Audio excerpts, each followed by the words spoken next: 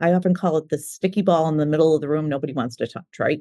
Is that you're sitting in a circle and there's a sticky ball. Everybody's pretending it's not there and ew, and sometimes you have to pick up that sticky ball, right? And get it out of the room and you got to fix it. So you got to come up with a good solution. So what I always say is that when you don't see the solutions in the world that you want or need, build it from scratch, right? Book is called A Life Made from Scratch because every time there's been a big hairy problem, I had to build it from scratch. And as have millions of women and millions of people, right? Like I'm not unusual. I just decided to put my story in writing so that people can feel, wow, you can build a national nonprofit from zero with zero. You can run for Congress with no credentials and zero money. Like you can do if Marie can do it, anybody can do it, right? Hi, I'm Biz Cush, a life coach and therapist, and your host here on the Awaken Your Wise Woman podcast. We're talking to women all over the world who found their way back to themselves, to their inner knowing, to their intuition, to their wisest self. We're exploring how to feel alive, authentic, engaged, and fully present in your life. Let's awaken your wise woman. Hi, I'm Biz Cush, and this is my podcast, the Awaken Your Wise Woman podcast. And I'm so grateful that you're here and listening. And I've had some super great feedback recently from listeners and followers of me on social media, but also through my meetup that happened in March, which was amazing. And so I'm just so appreciative of all the support and appreciate that you're here and following the podcast. Today's guest is super great. It's a little different, the interview today. It's not necessarily focused on being a highly sensitive woman, but I think some of the takeaways from Marie Newman in terms of really how to focus your energy on making change are applicable to all of us. And her energy was really upbeat and positive, and she clearly is a force to be reckoned with. So if you're interested in being a part of the next meetup for highly sensitive women, get on my mailing list, follow me on social media, listen to the podcast, because I will be talking more about when the next one is, because the first one was so great and I can't wait to do it again. So, yeah, check it out. You can find all the resources at elizabethcush.com. Find me there. You can find the podcast there. You can find it all. So let's jump into this conversation with Marie Newman, and I hope you pull out some nuggets that work for you. Hi there. Before we get started on this week's interview, I wanted to invite you to the next Highly Sensitive Women's Meetup. We will be gathering on April 24th, 12 p.m. Eastern Time via Zoom, and I hope you can make it. If you've been before, I hope you'll come back, because I think our community grows and builds in strength as we get to know each other and build a community of highly sensitive women. If you haven't been, oh, it was lovely. Last time was just, it really filled my heart. The women who came together were open and authentic, and I think a lot of our shares were really heartfelt, both when spoken but also received. And so we also did some journaling, a little meditation, and I hope to continue this each month as we go forward. So I hope you'll join us. You can find the link to register on my homepage, elizabethcush.com. There's a button right there at the top of the page. There will also be links to join in the show notes. I hope to see you there. April 24th at 12 p.m. Hi, Marie, and welcome to the Awaken Your Wise Woman podcast. Well, thank you for having me. Thrilled to be here. It's so nice to have you. on the podcast. And for listeners who don't know who you are, could you share a little bit about yourself and how you came to be where you are today?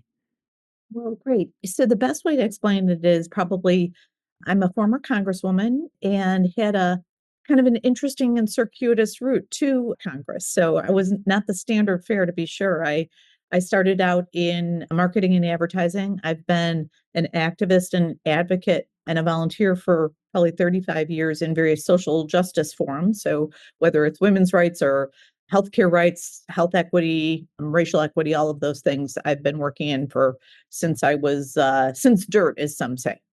so Okay. so been doing that a lot. But in my professional life, was a marketing and advertising executive. I developed a national nonprofit called Team Up to Stop Bullying about 15 years ago, as a result of one of my kids was horribly bullied, traumatically so. So wrote a book on it and then built a national nonprofit and advocated laws for as such. Fast forward a couple of years after that, I began hearing that folks wanted me to run for office, and I did. I ran for Congress in 2018, and I lost by 2 points. And then 2 years later, in 2020, I won by 4 points against three guys. So, Wow. yeah, kind of an amazing I had an amazing team, an amazing team. It was brilliant. So was in Congress for 2 years. And since then, I was the CEO of a disabilities nonprofit for about a year.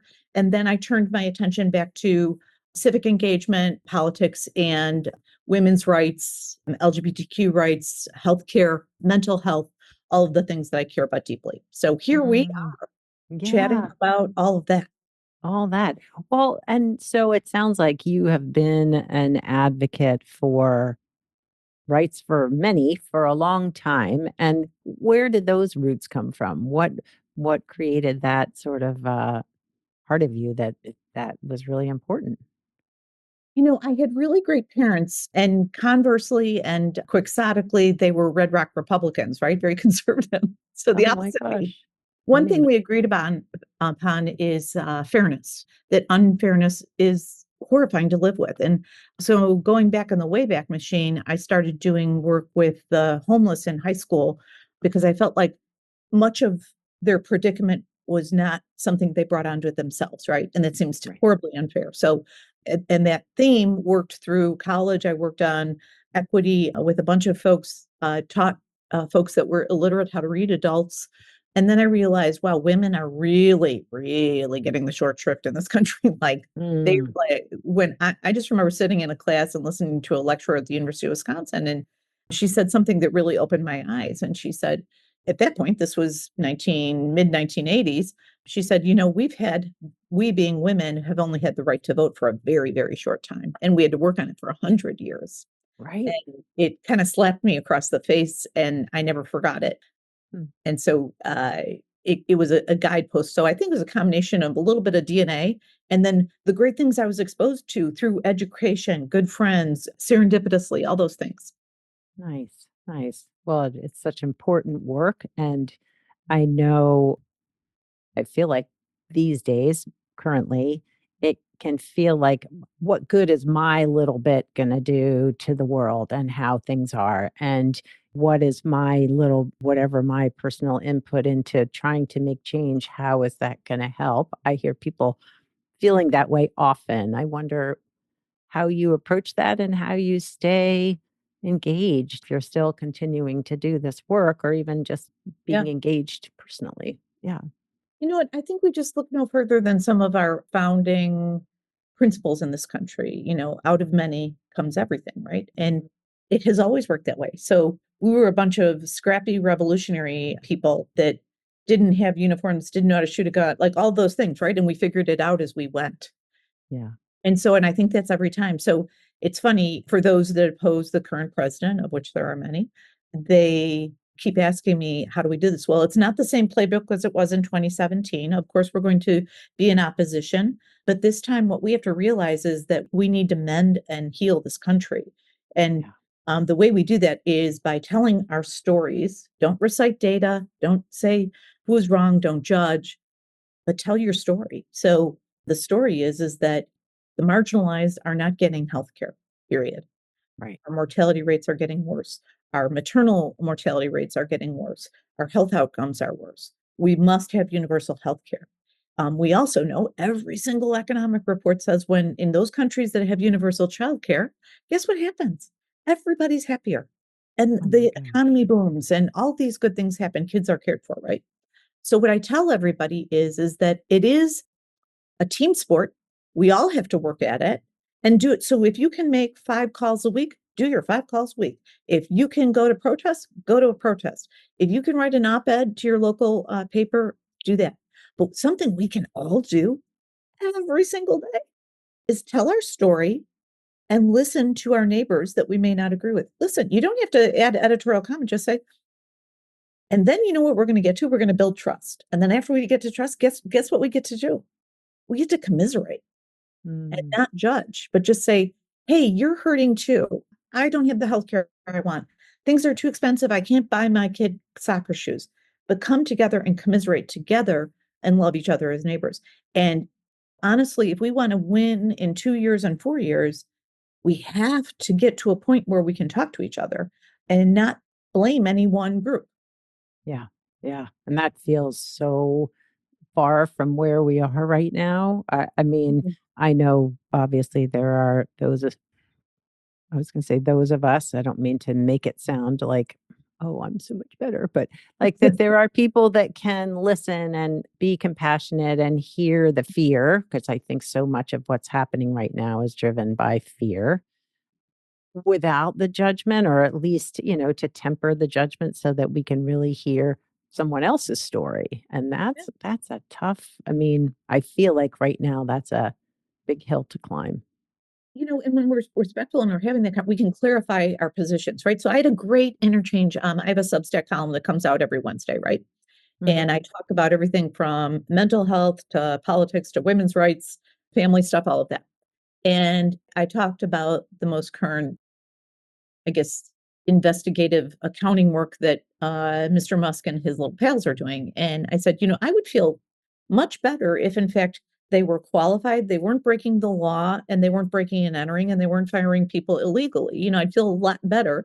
I'm a former management consultant. I know how to do these analyses.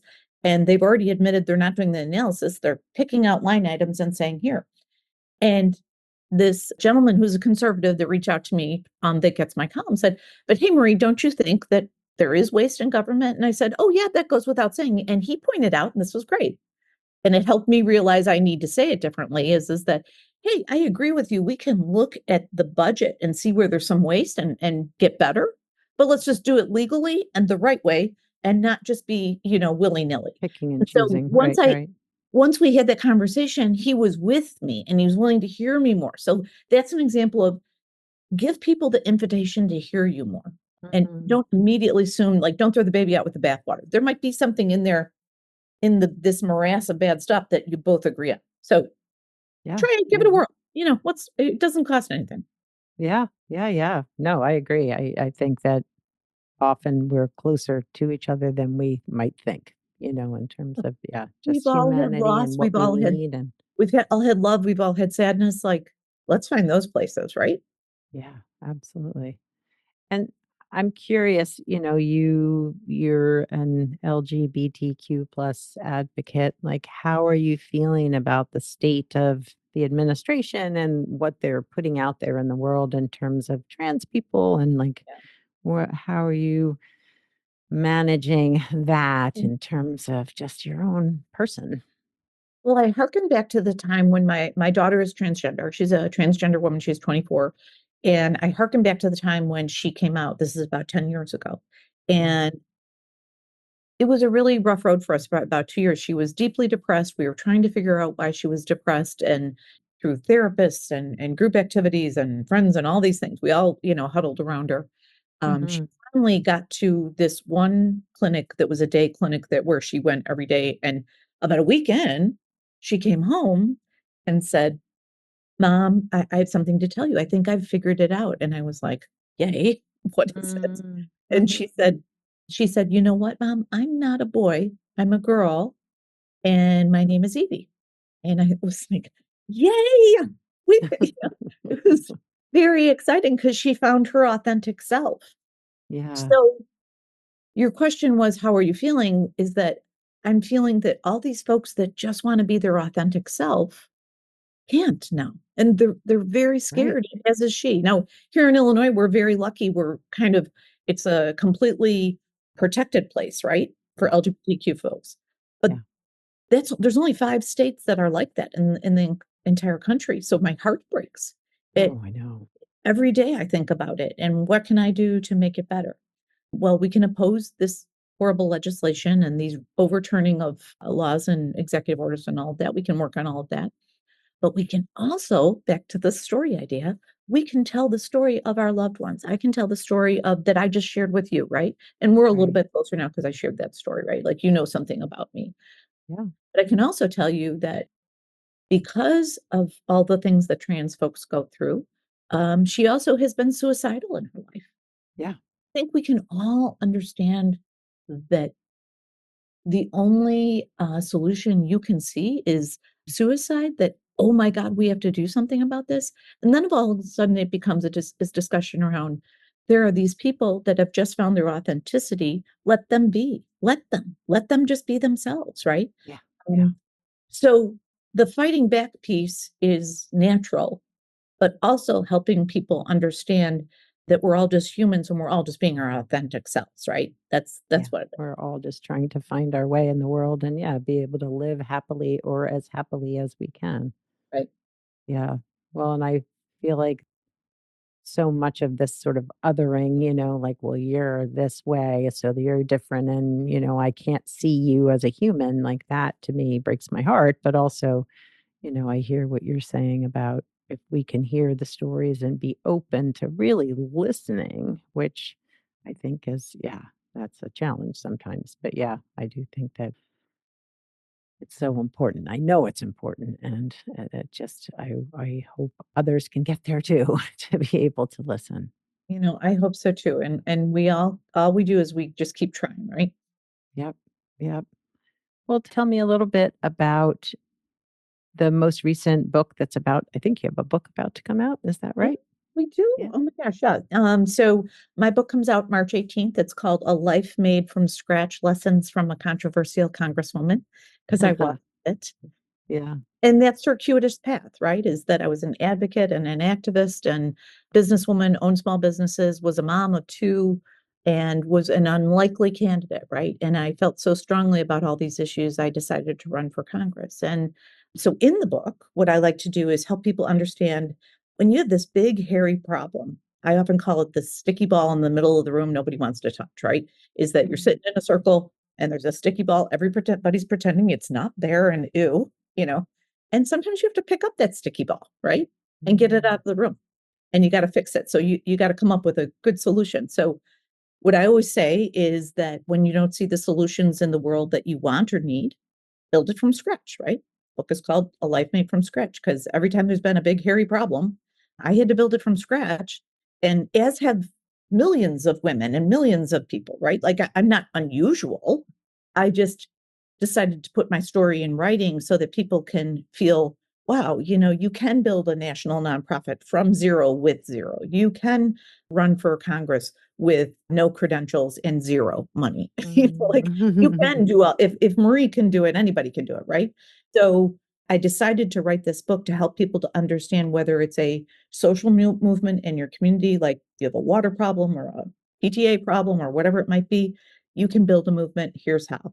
You can address a national issue. You can run for office. You can build a small business that fills.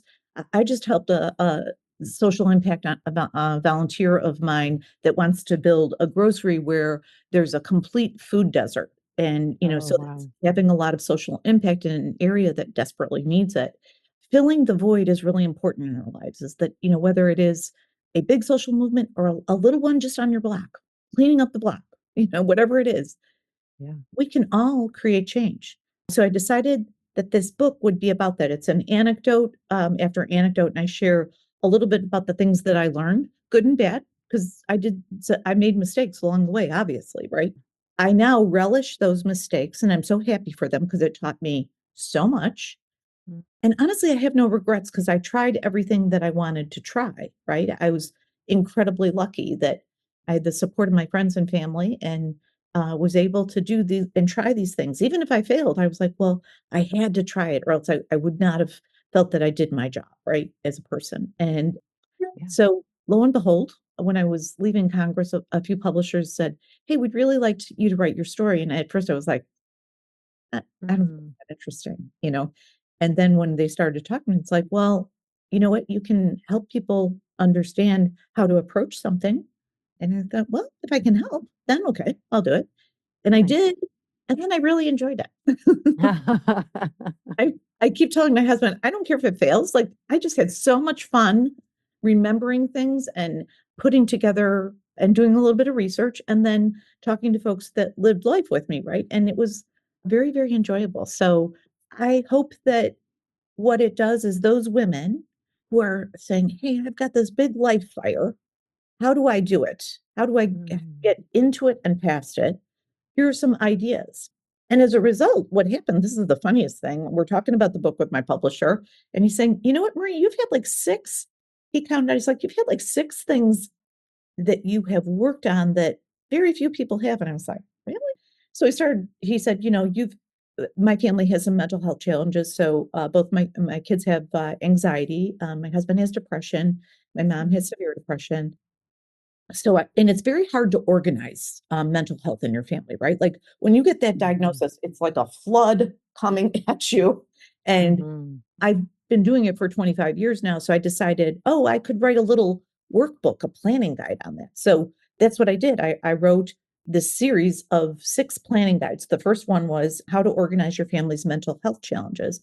And so it's a book that shares, okay, this is where you go for resources. This is how you set up your treatments. This is who you talk to. And then, other resources in there. So it helps people organize themselves, right? And did Oh, the same nice. for supporting a transgender child. I did another for Mm, starting a small business. And then how do you create a social movement, whether it's on your block or in the country, right? How do you run for office? And I'm missing one too. I can't remember the sixth one. So we wrote those planning guides that were kind of adjunct to the big book. So here's my life wow. and how I did it. And then here's some workbooks Some that'll help little like you. supplemental. Yeah, Yeah. get so hopefully that helps. Wow. Wow. Very cool though, because I do feel, well, being also in the mental health field as well as a life coach, like, which is also mental health really, it can be overwhelming and not know where to go. And also working with clients whose kids are transgender and like, what are the steps to take or what not to take, right? Where not to go. Yeah. It feels really important to support them. And Yeah. also I mean, as you know, as a mental health professional, one of the things I made it my mission when I was in the anti-bullying space and in political spaces, let's all normalize mental health. It's just like asthma and diabetes. We have a very dark Absolutely. joke in our family. So our dark joke is every time someone has a depressive episode or whatever, it's like, oh yeah, I forgot it's chronic. Huh. Like, oh yeah, coming back. Because we're all, Oh. we've been doing this for a really long time when we're all like, oh, that's bad. But it's true though. It is like to be able to normalize it as like I hear people saying, "Well, I just want to be happy." And I'm like, "Well, happy's great, but there's sadness too, right? We grieve as well. We can have joy, but we don't fully appreciate either one unless we're really experiencing them both fully, which not to say I wish anybody to have mental health issues, but it does help you sort of recognize when things are feeling okay, how joyful that can be. Oh my gosh, and I learned a great thing through my family is because going through all this therapy, I had this, and I'm sure a couple of your clients have been like this. I liked doing this, what I called the up and over is like, okay, problem, problem, problem. I get it. Let's start solving, and I'll just go up and over it. And then I don't have to feel it, right? That's fun. Yes, that is true. It's And true. so I learned, oh no, Marie, you have to go through it. Like, so it took me a while because I can kind of be dense. So I finally figured out, oh no, you have to actually feel it. You can't, Yeah. Yep, yep, yep. It would be nice sometimes to be able to go up like, and over, right? you have a little air balloon that takes you up. Lands you softly on the other side, right? Loving bed of poppies. Oh, I love that. I love that.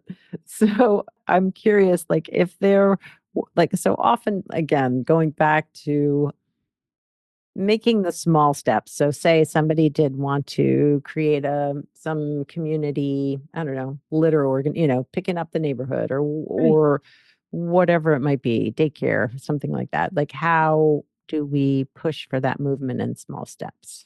Whatever it might be. Well, great question. So I just had a dear friend that lives in Seattle call me, and she said, Marie, we have a problem in our schools. They're not ADA accessible. And it's in a very fine school. It's like a great school, right? They're just only like 70% ADA. I Yeah. said, and we're, fired up about it.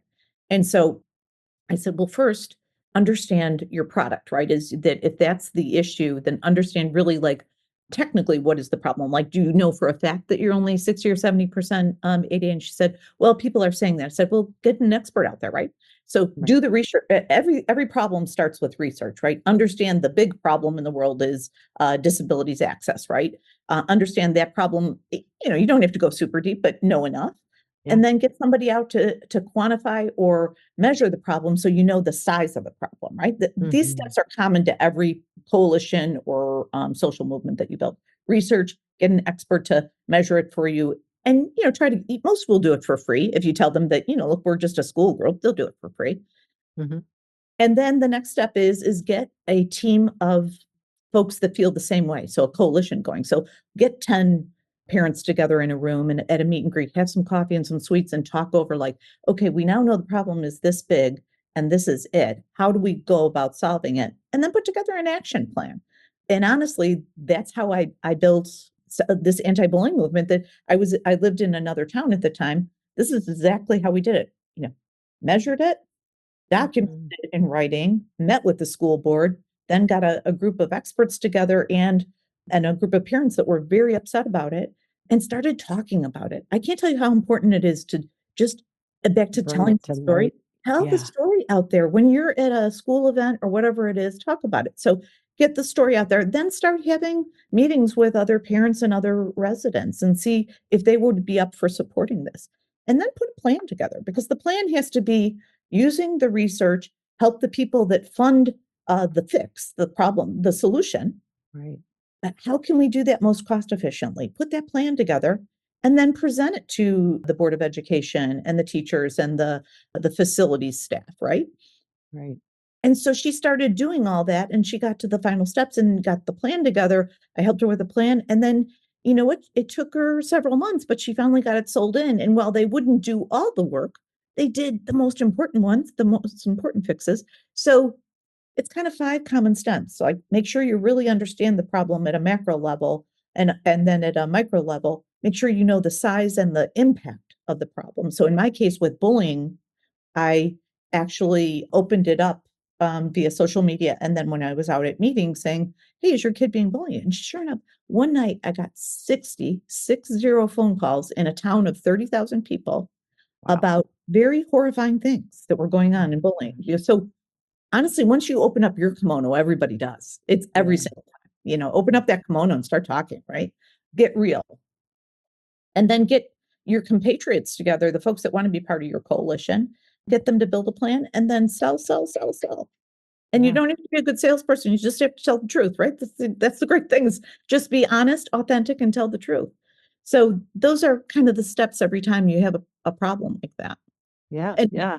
my two workbooks they're on Amazon. It's Life Made from Scratch planning series, and Nice. there's I've got 6 flavors. So choose a flavor that works for you. Oh, that's awesome. Well, I just want to say I appreciate your breaking it down because it feels like sometimes you can look at like where you have to go versus like where you are right now and how the smaller steps that can take you there, right? It can feel overwhelming to be like, what? I have to go present to a school board about something or whatever it is, Yeah, right? I mean, Versus like, oh, let me just do the work to get there and the people to support me, which is really important too. and Yeah. it's the one thing I probably forgot is I had a partner all the way along. My dear friend Mm, Jackie helped me with anti-bullying. We were both moms that had kids that were being bullied, right? yeah. And she was really good at all this constellation of things, of gathering things and doing this research. And I was a management consultant, so I knew how to quantify all this and do the other parts of the research. And together, when we went in, and she had all these contacts in the community, so we were like a great symbiotic pair, right? So find a Yeah. partner that's really awesome. Yeah. No, that, and yeah, just to have the support, but also not to take it all on yourself because everybody has different strengths. Yeah. Nice. Well, if Yeah. people want to find you, Marie, I really appreciate your coming on the podcast. If they want to find you and know more about you and your books and your life, where do Yep. they find you? So the probably the easiest way to go is to my website, which is Marie Newman Studio, no S in there. So it's just the words marienewmanstudio.com. No spaces, marienewmanstudio.com. And my books are on there. There's a little bit about me.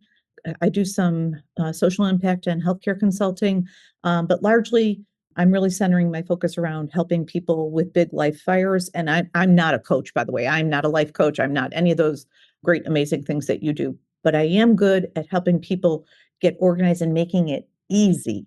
So Yeah. that's why I wrote those, the big book. So you understand the big anecdote and then the more granular pieces. So keep going to your life coach and your mental health professionals, but I can help you get organized and actually make something happen. Oh, awesome. Thank you so much. Thanks for coming on the podcast. It was a pleasure to talk to you today. Yeah, lovely. It was good. And I'm wishing all of you, I tell you, all your listeners, I'm rooting for them always. Oh, awesome. I will. I will. Well, thanks so much. So I really enjoyed that conversation with Marie. I think I was a little skeptical is too wrong word.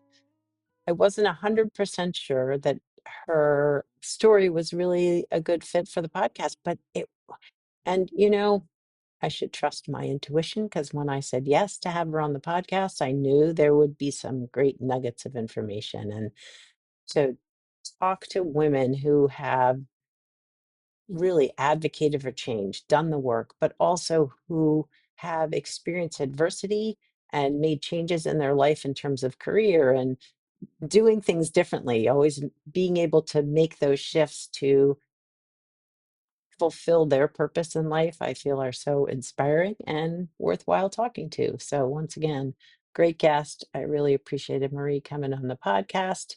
Sounds like she's a busy woman, but also so appreciate her efforts in advocating for mental health needs, the LGBTQ community, and all the other areas of where she puts her support. I think what I took away from that interview for myself was that sometimes the process of making change or moving toward change or trying to create change can feel daunting. And if you take sort of a wider view of what needs to happen, you can break it down into steps that are manageable and doable and bring on partners to support you in it. So, change needs to happen. We need to feel energetically enough, aligned enough to do it. And I thought some of her tips were like spot on. So I hope you will check out her resources, all her stuff, check out her book and workbooks. And yeah, I'd love to hear how this podcast landed for you. Well, thanks for joining me once again on the podcast and stay in touch. Let me know how you're enjoying it. And I will connect with you right here on the podcast. Thanks for listening to the Awaken Your Wise Woman podcast. The information in this podcast is not a substitute for seeking help from a licensed mental health professional. Music by Andy Cush, sound editing by Laura Disler, and show notes by Kathy Cush. If you'd like more information about me, Biz Cush, and the resources shared today, go to awakenyourwisewoman.com.